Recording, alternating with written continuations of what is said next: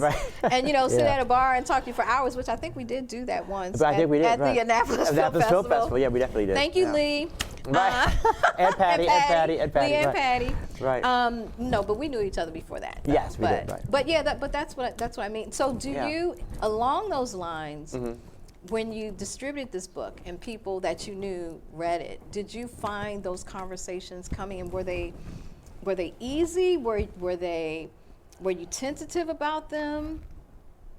You know, I would say that part of the reason why I wrote this was also because there were conversations I was having that I didn't like having to have over and over and over again, which were some of them, and I don't know how exactly I addressed it, but I think I addressed it tangentially. It's like slavery wasn't really such a bad thing, but that's something outside of what's been said now about the whole thing about how, well, slavery taught enslaved skills, taught skills that people in slavery and benefited from. I just recently heard that in the news. I think it was only within the last few days. Yeah, just you know, the last and I thought, few days. wow, how can you think that? But some people do think that, Yes. and they think it because they want to compare it to some other situation of black people who may be in Africa in a very impoverished and in a country that's run by a dictator. It's like, whenever is a dictator-run country in a good way? Right. And then, so those are the type of things I address.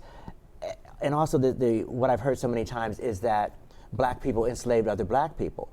And I'm thinking, well, think about what you're saying. Black people in Africa were parts of different tribes, or parts of different countries who were at war with each other. So they weren't looking at this other person saying, oh, that's another black person, I can't enslave them. They were saying, this is my enemy. And so I do what I can to defeat my enemy for my people, for my community, for my tribe, so to speak. Just like in Europe, we hear all about Queen Elizabeth I had her cousin, or at least her people had her cousin, Mary Queen of Scots, executed. They're both white women, and yet that is somehow considered okay, or it's nevever looked at from a racial point of view. All the interfighting between Europe and that's true. That's a good point. You know, and even when Queen Cleopatra and Mark Antony and Julius Caesar and Octavian, all this fighting, Wasn't that a they're delicious all white. little triangle? Exactly.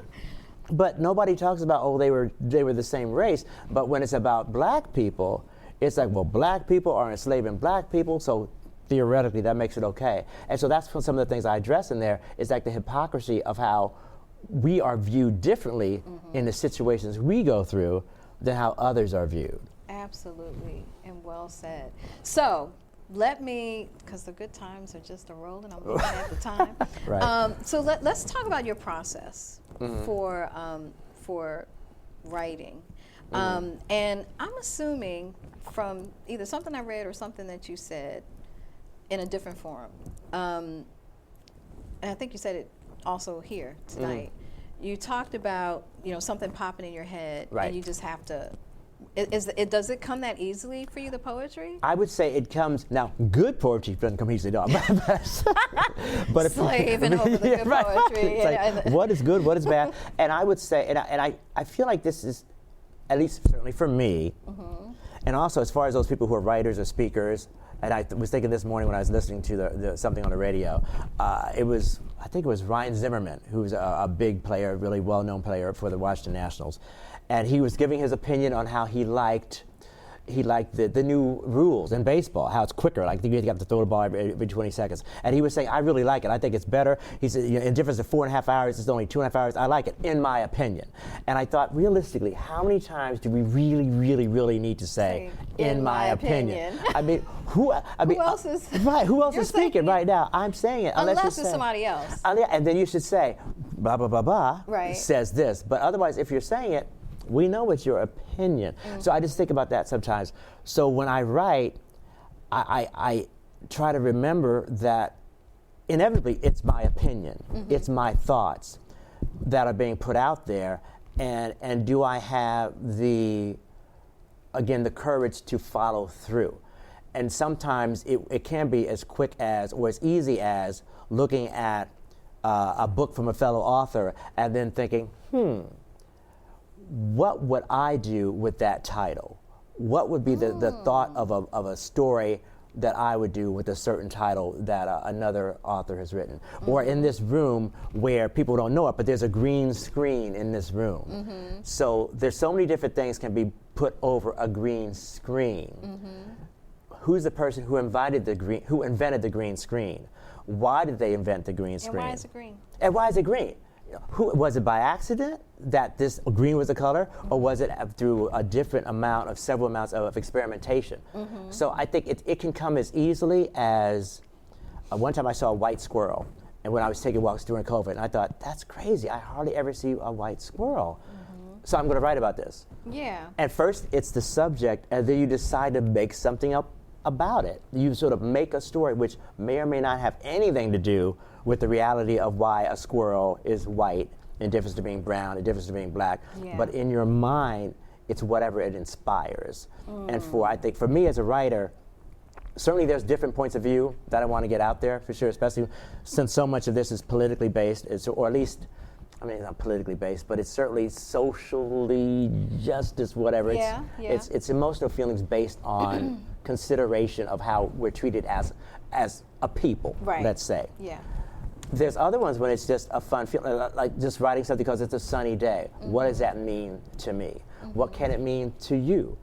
Because sometimes a sunny day can be the absolute opposite if someone was feeling awful, because then that sunny day is a joke, and it's the sky making fun of you. Or it's another way of looking at a sunny day. And, is your perspective something that someone could read and say, oh, I never looked at it that way.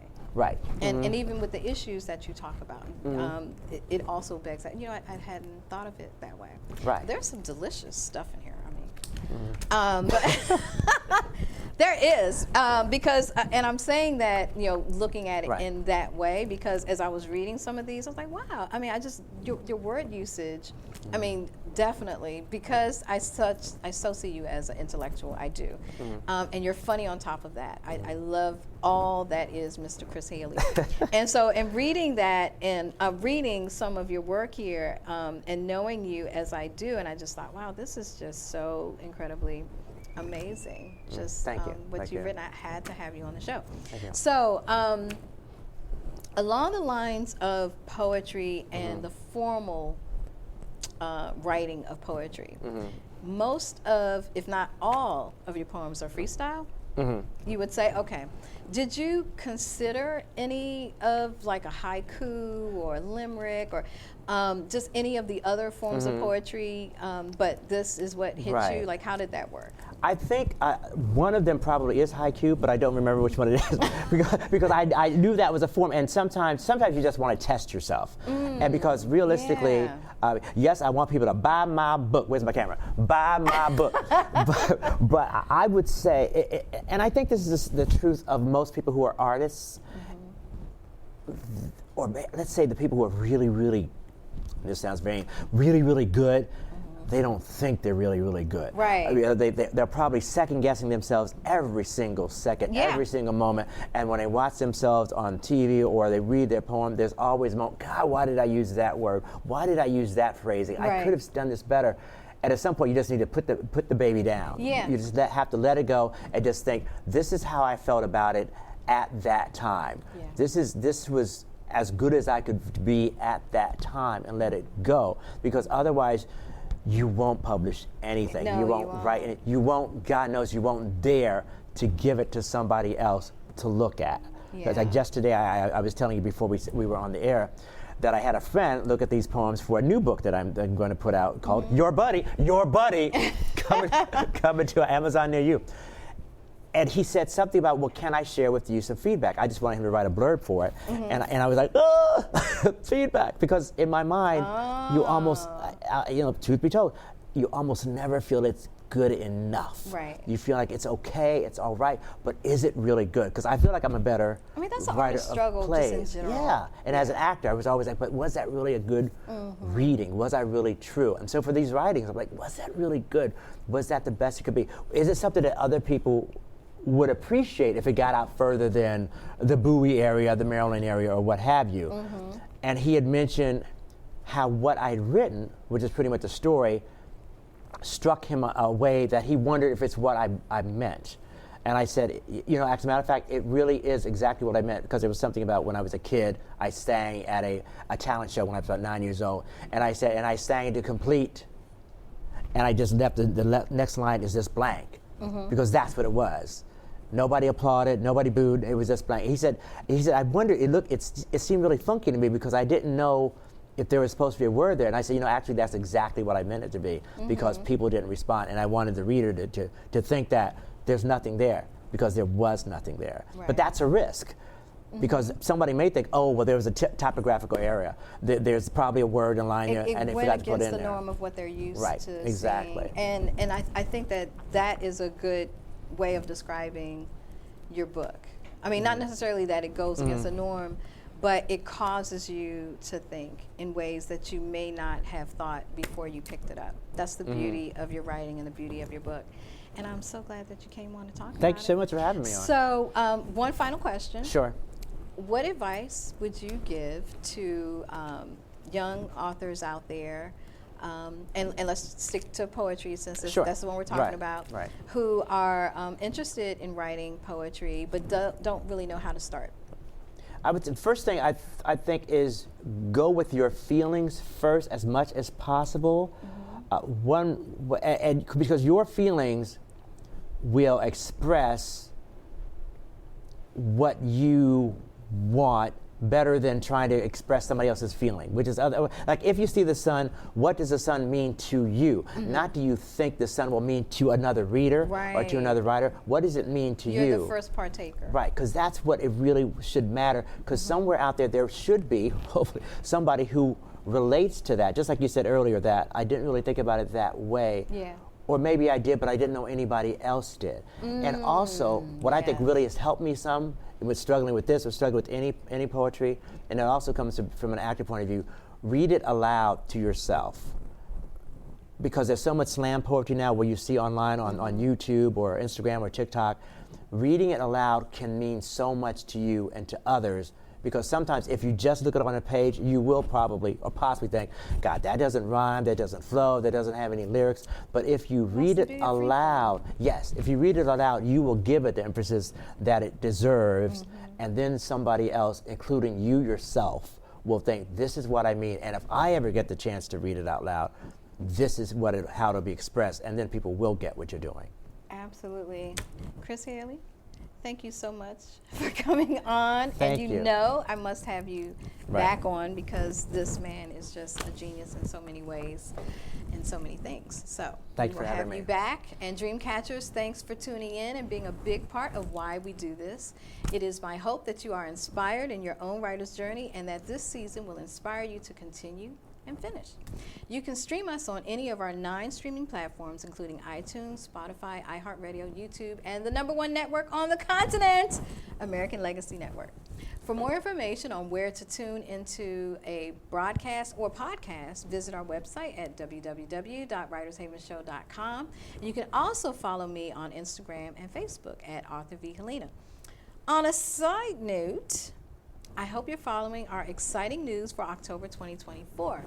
Join me and the Writers Haven Show crew for a fabulous time aboard the Virgin Voyages Valiant Lady. There will be great ports of call, but the best part of it all is you will be able to get up close and personal with some of your favorite authors. Sorry, I read that wrong. And if you're a published author, you may get a chance to be interviewed on the show while we are cruising. That is exciting. Isn't that exciting, Chris? There will be master classes, literary cafes, panel discussions, and fun. There will be limited slots, so hit us up at www.writershavenshow.com for the deets. Okay? Don't wait. Celebrate. That's all for now, and until next time, catch fire on purpose.